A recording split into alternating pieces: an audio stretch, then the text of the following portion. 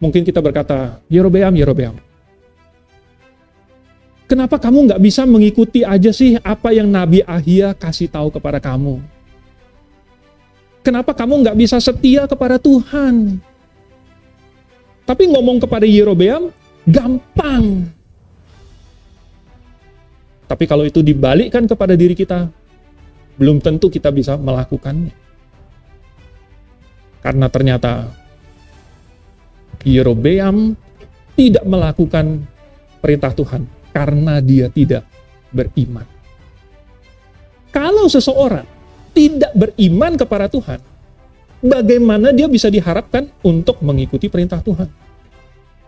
Kalau ada seorang, misalnya dia sudah umur 18 tahun, dia sudah lulus SMA, atau mungkin dia sudah lulus kuliah, bagaimana dia diharapkan untuk kemudian tetap setia? Bagaimana dia diharapkan untuk menjadi anggota jemaat yang rajin? Bagaimana dia diharapkan untuk memakai hidupnya supaya bisa bermanfaat bagi jemaat? Kalau dia tidak beriman, tidak bisa.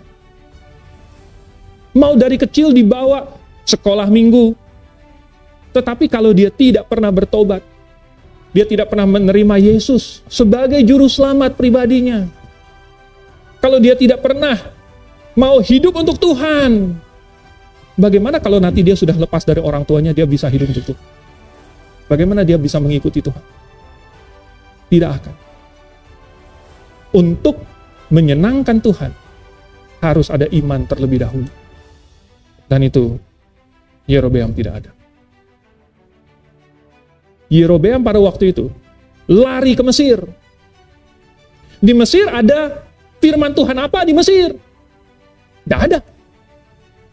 Seandainya dia mau belajar tentang apa yang harus dia lakukan sebagai raja, dia harusnya belajar sama misalnya minimal Nabi Ahia yang mengurapi dia, imam-imam Lewi, dan semuanya itu ada di Israel.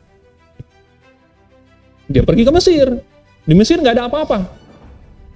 Maksudnya nggak ada firman Tuhan. Lalu kemudian dia di Mesir, apa yang dia pelajari? Lembu emas.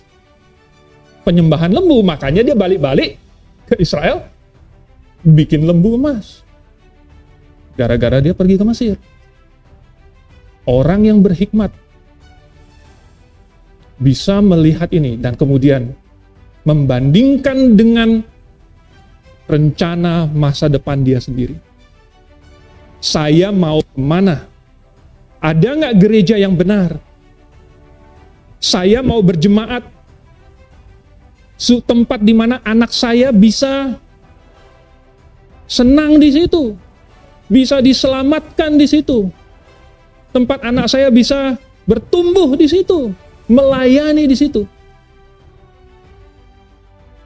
Tapi Yerobeam, sekali lagi, kalau kita marahin Yerobeam, gampang. Yerobeam, kamu bodoh. Seandainya kamu setia, Tuhan akan membangunkan suatu keluarga yang kokoh buat kamu. Tapi kamu tidak mau. Dia tidak percaya kepada Tuhan.